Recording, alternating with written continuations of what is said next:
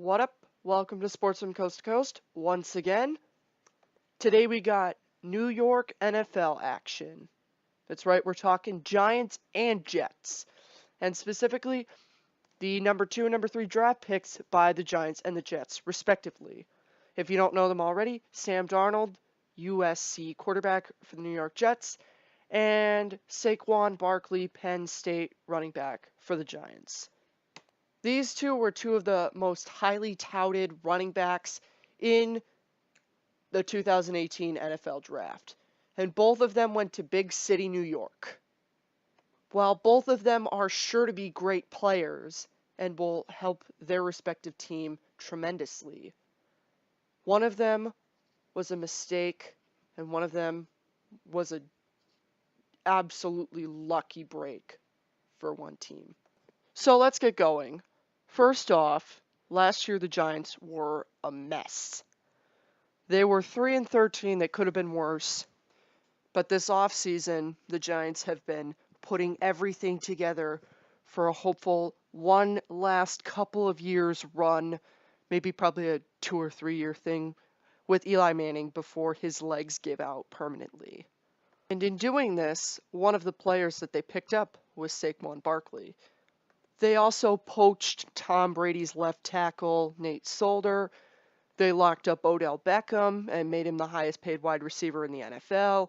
And most importantly, they passed on the franchise quarterback they most certainly should have taken. The Saquon Barkley pick for the Giants was a mistake. The Sam Darnold pick for the Jets was a lucky break. So let's look at it this way. The Giants are in an extremely loaded NFC East. The NFC East is probably the toughest division in football. All the 4 teams in the NFC East, you could make a legitimate case for each one of those 4 teams being in the playoffs. Even the Washington Redskins. I mean, let's look back, and over the past 2 years, all 4 of the NFC East teams have been in the playoffs in the past 2 years. Giants and Cowboys in 2016. The Redskins won the NFC East in 2015. And as we all are reminded every day, the Philadelphia Eagles won the Super Bowl last year. So it makes sense. Put all your eggs in Eli's basket now and try to go out and get another Super Bowl out of them. But the problem is that Eli is 37. And Eli has been injured constantly. And Eli's been regressing since their Super Bowl 46 championship. And really, Odell Beckham has saved Eli Manning's career. Eli was terrible the last year before Odell. Odell comes, Eli can once again throw a football. To top it all off, though, Eli Manning also has the mobility of a freight train. So what does that mean, basically? Eli is 37, probably has 3 or 4 more years left in him, and probably this little build-up could get you 2 years, maybe a playoff appearance, but it's definitely not going to be something that's long-term. And having a running back-led team has not lended to success. So let's look at it this way. Who is the best running back ever? Most of you will probably say Barry Sanders. I'm sure we'll get some Adrian Petersons and Emmitt Smiths. But let's just look at Barry Sanders to start off with. Barry Sanders is the best running back in NFL history, as most people would say. I tend to agree with that, so for the purposes of this, I'm going to refer to him as the best. So in the event you are not a football person or just don't know about Barry Sanders, he played for the Detroit Lions, the most miserable organization in football before the second iteration of the Cleveland Browns. But they've been miserable for a lot longer than the Cleveland Browns have. In 50 seasons, the Detroit Lions have made the playoffs 12 times. I should say 50 seasons since their last championship in the 50s. They've made the playoffs 12 times since their last championship with a single playoff win. And the Lions, the year before Barry Sanders arrived, were 4-12. Absolutely terrible. They could not find a quarterback to go 16 games. So Barry Sanders comes in, that changes. They go 7-9. He is the offensive rookie of the year with over 1,400 rushing yards. A couple seasons later, Sanders has his best career to date, 1,548 yards and a career best 16 touchdowns. But the Detroit Lions could not give Barry Sanders a good quarterback. They had two of them, Eric Kramer and Rodney Peete. Kramer threw for 1,635 yards, and Rodney Peete threw for 1,339. That is not 3,000 yards between those two. That is 2,974 yards. In today's NFL, for a single quarterback to throw for that little yards, that quarterback's cut. To add some power to how good Barry Sanders was, DeShone Kizer, who started 15 games for the Cleveland Browns, who were 0-16, threw for more passing yards than Kramer and Peete on a 12-4 Detroit Lions team. Let me say that again. DeShone Kizer on an 0-16 Cleveland Browns team had more passing yards than two quarterbacks on a 12-4 Detroit Lions team. And this wasn't a team with a good defense either. This was Barry Sanders, that team on his back, dragging them the same way that LeBron dragged the Cavaliers of the past NBA season to the finals. Barry Sanders dragged this Lions team to the postseason. This team wasn't just a wild card team. This team had a first-round bye and a home playoff win, the only win in the playoffs that they've had since 1950, by the way. They would go on to lose to the eventual Super Bowl champion Washington Redskins, but it's still a magnificent performance from a guy who had no one else helping him on his team. He was a one-man show in 1990. I think that was 1993. So now we go into Barry Sanders' 1997 season. This was the season he rushed for over 2,000 yards and an NFL MVP award. This season, the Detroit Lions went 9-7, worse than they did their season where Barry Sanders carried them when they had two quarterbacks who couldn't get over 3,000 yards combined. So the Lions' playoff chances are a 5 seed and a road game in Tampa. It looks like everything is set for them to win this game. Scott Mitchell has actually not been terrible this season. Everything is going your way. You have to win this playoff game. You have to. There's no possible way you can't. So what do you mean Scott Mitchell didn't complete more than 10 passes in a playoff game? That's right, Scott Mitchell completed less than 11 passes in this game. And the Lions were out of the postseason once again. And I mean, by this point, you gotta feel for the guy. He's been dragging dead weight his entire career. They've never gotten him another good player. They've been terrible his entire time, and they've been in the playoffs 3 times. So off of his MVP season, Sanders only rushes for 1,491 yards and 4 touchdowns. And the team went 5-11. And, you got to start feeling for Barry Sanders. And he's probably starting to think, is this really worth it?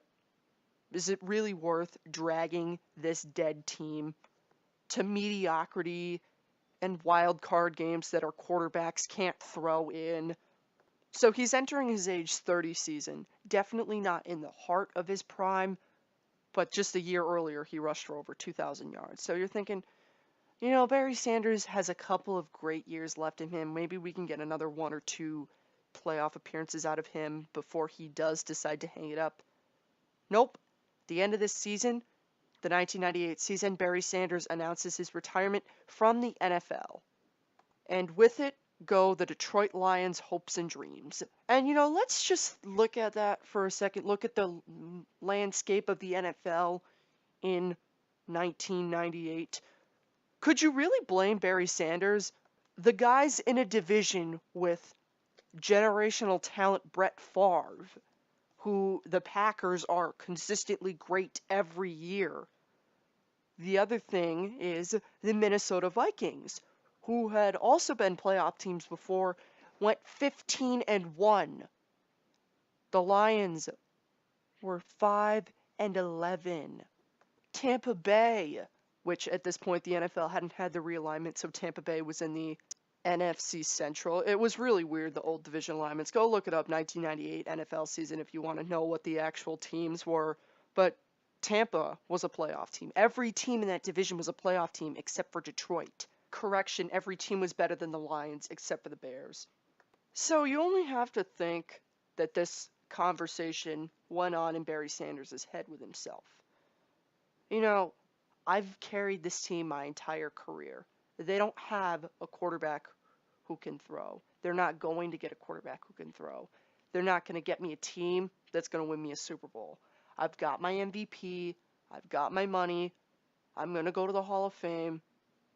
What's the point? I don't have anything else to prove. Why am I still doing this? Why am I banging my head against the wall with the most inept franchise in NFL history? So you can understand why he's frustrated and why he calls it quit. I certainly can. So let's stick with the 90s and go to another team. And I'm just going to give you a blind resume. 8-time Pro Bowler, 4-time rushing touchdown and yard leader, 1993 NFL MVP, 3-time Super Bowl champion, including a Super Bowl 28 MVP. Can you guess who it is? I'll give you 3 seconds to guess.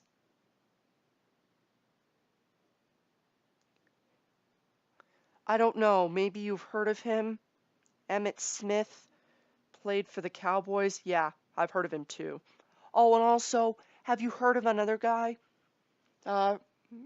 Pretty good quarterback. Troy Aikman. Yeah, I think he's pretty good. Emmitt Smith had Troy Aikman as his quarterback. Barry Sanders had Scott Mitchell. So let me just make this point quickly. The reason why I don't think Emmitt Smith is the greatest running back ever is because he did all that on a loaded Dallas Cowboys team. Barry Sanders did most of the same things on a team where he had Scott Mitchell as his quarterback. And Eric Kramer and Rodney Peete, who couldn't throw for 3,000 yards combined in an NFL season. So, you tell me who's the better running back. Let's look at probably the number 2 greatest running back ever. I think you might have heard of him as well, Adrian Peterson. Now, I know Adrian Peterson doesn't have the best off-the-field status, especially with what happened with him and his son, but that's not what we're going to talk about here. Adrian Peterson has carried Minnesota Vikings teams to the playoffs, never to a Super Bowl, although they should have won that playoff game against Seattle, but Barry Sanders didn't do anything in that playoff game. Not Barry Sanders, Adrian Peterson. The one year the Vikings with Adrian Peterson were a play away from a Super Bowl was when they had a Hall of Fame franchise quarterback. That was Brett Favre. It just shows you that you need the franchise quarterback to win. And you can bring up countless other examples, but those are my 2. The 2 best running backs in the NFL, Adrian Peterson and Barry Sanders, no Super Bowl rings. Why? Because their teams couldn't get them good quarterbacks. And the years that they were in place to go to a Super Bowl, or at least the Vikings in their Adrian Peterson's case, not the Lions. The Vikings, the year they were in the place to go to a Super Bowl, they had Brett Favre as their quarterback. And it's not to put down the greatness of Adrian Peterson. The fact that he was able to carry those teams to postseason is just enhances how great he was. But the issue is that the running back position, it just boils down to it's a luxury. You can win a Super Bowl without a running back. The Patriots showed you last year. If Tom Brady doesn't fumble that ball, don't kid yourself, if he doesn't fumble that ball, they're winning that Super Bowl. Who were their running backs? Rex Burkhead, Dion Lewis, Jeremy Hill. Not Jeremy Hill, James White. Yeah, I'm sure these guys are all Hall of Famers. It just shows you the franchise quarterback is what gets you everything. In this league, you don't win with flashy receivers. You don't win with great running backs. At least you don't win with great running backs unless you have a quarterback. You need the quarterback to win in this league. Tell me the last team who had bad quarterback play that won a Super Bowl. Okay, Denver. Then what's the last one after that? Baltimore. What's the last one after that? Chicago Bears. That's 3 teams that won the Super Bowl with less than stellar quarterback play. And if you want to consider Nick Foles, you can consider Nick Foles. And you know what all 3 of those teams had? They had a defense. Ray Lewis led the Baltimore Ravens defense. There was the 85 Bears defense, which everyone consistently says is the best. And then there was the no-fly zone. So yes, you can find a couple of examples where the Super Bowl champion didn't have that great of quarterback play. 3 to 5 if you want to consider Nick Foles and Jeff Hostetler. But those guys had good games in their Super Bowls. And Jeff Hostetler also had the immovable object defense. And Nick Foles played great in Super Bowl 52. But it's just any way you slice it, the player that gets you your Super Bowl is not your running back. That's why the Pittsburgh Steelers aren't going anywhere with Le'Veon Bell in his contract, because they know that he's not as valuable as he thinks himself to be. Ben Roethlisberger is the key to that team's success. And, I don't blame them for not paying Le'Veon Bell, because the Hall of Fame home run running back is not as good as it's sold out to be. Neither is the top wide receiver. Calvin Johnson could never do anything with the Lions. He didn't add to any victories. So, Giants, just know that in 4 years, when Eli Manning's out of the league, the Jets will be ruling the AFC East. And the other thing that the Jets have going for them is that this division is beginning to implode. The Patriots dynasty is beginning to fade away, and it's going to be their division in a couple of years. Mark my words. So, Giants, when you're 6-10 with Saquon Barkley carrying you to those 6 wins, and the Jets are winning Super Bowls, just remember, I told you so. Thanks for listening and watching. See you guys in the next episode.